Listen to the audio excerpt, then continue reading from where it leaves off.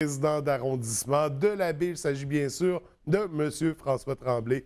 Bienvenue à l'émission. Comment ça va aujourd'hui? Très bien, merci. Écoute, on va commencer avec des dossiers d'arrondissement avant de se rediriger vers ton district en particulier. On va y aller avec les grosses nouvelles des dernières semaines. Le centre communautaire Saint-Marc ravagé par un incendie. On sait, suite à ça, on avait parlé de peut-être rebâtir un nouvel établissement. Finalement, on a dit qu'on pouvait relocaliser les gens. Où est-ce qu'on en est au moment où on se parle avec le dossier? En résumé, évidemment, ça a été une lourde perte. Ça a été plutôt soudain. Hein? Présentement, ce qu'on réalise, puis ce qui est intéressant aussi, malgré tout ça, c'est qu'on a un besoin criant de locaux dans l'arrondissement. Il y a même des organismes, sinon des groupes qui ne sont pas impliqués dans l'incendie, qui viennent me rencontrer, sinon nous rencontrer au bureau d'arrondissement pour nous dire qu'il y aurait des projets éventuels ou sinon qu'ils souhaiteraient mettre sur pied un nouvel organisme pour des clientèles très ciblées, mais que le problème qu'ils ont, c'est qu'ils n'ont pas de locaux. Alors, on a aussi les gens qui ont perdu leurs locaux qui sont là à attendre. Puis évidemment, il faut être patient parce que, Martin Lavoie puis nos ressources d'expertise sont là à jongler avec les locaux actuellement disponibles. On a de généreuses offres de la Maison des familles ou d'autres réalités de notre communauté qui nous permettent de les relocaliser temporairement. Oui. Mais je voyais circuler récemment un message sur les médias sociaux pour la Bambinerie du Fjord qui a besoin d'un nouveau local. Je pense que, fondamentalement, ce qui est important de considérer, c'est que si on a une belle opportunité de pouvoir relocaliser tous ces gens-là, assurons-nous s'il y a une nouvelle construction, parce que on parlait au départ de reconstruire l'atelier Saint-Marc. Finalement, on a bifurqué vers autre chose. On a regardé d'autres alternatives dans la communauté. Ça s'avère plus ou moins concluant à l'heure où on se parle, mais je pense que c'est peut-être une belle opportunité justement de soit de reconstruire un nouveau bâtiment ou soit de cibler une bâtisse existante, mais qui va permettre justement d'intégrer plusieurs maillages de différents organismes qui pourraient travailler ensemble puis offrir un service beaucoup plus large puis mieux centré, peut-être dans le secteur de Port-Alfred. Parce que dans le secteur de Port-Alfred, si on se questionne sur les locaux disponibles, on ne voit pas grand-chose non plus. Il y a le collège Saint-Édouard, c'est ça? Il y avait le collège Saint-Édouard, mais il y a une transaction privée avec le gouvernement du Québec qui n'est pas évidente à conclure. Alors, on ne peut pas avancer tant et aussi longtemps que cette transaction ne soit pas réalisée. Ceci étant, on réalise aussi que le secteur Port-Alfred se dessine vers une vocation beaucoup plus communautaire. On pense aux services budgétaires de la baie, à la meublerie qui se sont localisés dans le secteur. Ça devient intéressant. Il y a le centre Alpha qui n'est pas trop loin. Comment on pourrait jongler avec tout ça puis prendre... C'est central, c'est intéressant, oui. Oui, parce que même si tu n'as pas de voiture ou peu importe, par la piste cyclable ou par les axes, on peut arriver au secteur plus centré, alors qu'on a une dimension plus touristique, plus commerciale au secteur du Quai d'Escale avec le centre-ville. Puis on a le secteur de Grande-Baie aussi qui offre une dimension beaucoup plus culturelle, famille. Alors c'est un peu ça, je pense, qui est un beau défi d'avenir, de bien cibler les potentiels de chaque secteur puis de capitaliser là-dessus. Mais à court terme, c'est ça. Tous les organismes ne sont pas dans le pétrin au moment où on se parle. Mais pour le long terme, il va falloir s'asseoir et réfléchir à ce qui s'en vient. Oui. Toujours dans le secteur de Port-Alfred, puis ça va m'amener à parler de ce bâtiment-là. Il y aurait pu avoir éventuellement l'église Saint-Édouard, mais on apprenait dernièrement dans le quotidien, lundi dernier, je crois, que l'église Saint-Édouard est en très mauvais état. Là. Il n'y aurait pas beaucoup de projets possibles. Qu'est-ce qu'il y en a exactement? Bien, si je te fais un résumé, on le sait, historiquement, tu vois, moi, j'ai regardé le dossier dans son ensemble, puis on a vu que des gens comme Serge Rossignol, à l'époque, mes parents, en tout cas, les parents de nos parents ont essayé de se mobiliser à différentes périodes pour sauver le bâtiment. Maintenant, depuis 2006, on a pas mal coupé ce qu'il y avait autour. Il y a eu une vente pour ce qui est à l'intérieur. Là, on a demandé une étude. Le comité exécutif de la Ville de Saguenay a commandé une étude. La seule copie du résultat de l'étude est sur le bureau du directeur général de la Ville de Saguenay.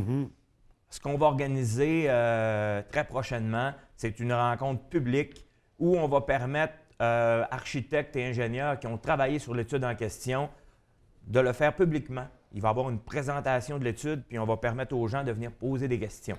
Parce que récemment, le comité, il y a un comité qui s'appelle le Comité pour la sauvegarde de Saint-Édouard, de l'église Saint-Édouard, avec des Martin Saint-Pierre, André Girard, Germain Laberge. Il y a plusieurs personnes autour de la table, Mme Rasmussen aussi, Annie. Ces gens-là posent des questions, veulent savoir qu'est-ce qu'il y en est du bilan de la bâtisse, et puis on va connaître le bilan officiel sous peu. Est-ce que ça veut dire qu'on peut ne pas travailler avec la structure pour la mettre en valeur d'une certaine façon? Comment on va pouvoir s'orienter par rapport au bilan qu'on a? Encore là, c'est un beau défi. C'est une grosse décision qu'on a à prendre comme communauté parce que les moyens sont restreints, l'économie est quand même difficile, mais il reste que c'est un patrimoine en plein centre de l'arrondissement. C'est un gros morceau de patrimoine. On ne passe pas à côté. Là. On doit le sauvegarder au même titre qu'il faut supporter puis accompagner les autres fabriques puis les autres églises qu'on a, comme Saint-Alphonse puis Saint-Alexis de Grande-Baie aussi, qui sont des bijoux. Et puis qu'il y a des gens qui sont bénévoles, qui sont là à s'impliquer pour les maintenir en vie, offrir des services aux familles. Et puis, je pense que tout ça, c'est un beau défi d'avenir aussi. Oui, absolument. Donc, ça sera surveillé très prochainement pour le dossier Église Saint-Édouard. Oui. Mais les gens l'attendent impatiemment, le résultat du rapport. On va poursuivre. Il y avait un dossier particulier, en fait, concernant ce qu'on appelle maintenant les chemins de tolérance. Oui. Puis c'est vraiment très particulier comme dossier parce que c'est du cas par cas. D'un arrondissement à l'autre, d'un district à l'autre. Même les chemins de tolérance qui sont en fait des chemins privés, c'était des ententes particulières avec les municipalités. Explique-moi un peu comment on définit ça, un chemin de tolérance. En fait, si on recule à quelques années, il y a des gens qui avaient le goût de s'installer en périphérie des centres urbains. Bon. Mais de profiter des services, de rester liés au centre urbain. Oui, dans une certaine mesure. Sauf qu'à l'époque, quand ces gens-là ont décidé de développer le pourtour d'un lac, il y avait des sentiers qu'il y avait à développer. Oui. Puis c'était pas nécessairement des sentiers qui étaient entretenus par la municipalité. Puis à l'époque, ce qu'on disait, c'est que si vous souhaitez vous installer comme ça dans des secteurs qui sont magnifiques, c'est un fait, vous allez devoir financer l'entretien de vos chemins parce que ça provoque un étalement urbain qui est difficile à supporter. Puis ce qui est tout à fait logique là, quand on remonte dans l'histoire. Oui. Maintenant, ça a évolué. Les gens ont cédé. Il y a eu des transactions qui se sont faites. Puis là, il y a des nouvelles familles qui ont acheté ces maisons-là puis qui se retrouvent plusieurs années plus tard avec des chemins qui ne sont pas entretenus. Puis les gens, ils payent des taxes. Puis ils ont un réflexe normal de dire, écoute, on paye des taxes, on voudrait que nos chemins soient entretenus aussi. Alors, ce qui a été fait, c'est qu'il y a des associations locales pour des secteurs ciblés qui se sont formés. Et puis, à un moment donné, on a ouvert au niveau de l'arrondissement, au niveau de la ville, dépendamment des districts ou des arrondissements, on a décidé de donner, mettons, pour un bout de chemin de 1,2 km, tu as une subvention de 1 200 $. Si ça en coûtait 4 500 pour entretenir les chemins l'hiver, l'arrondissement, via un budget d'aide aux organismes, transfère 1 200 $. Mais les demandes étaient toujours décuplées. On en voulait davantage parce que les coûts augmentent, le prix du carburant, etc.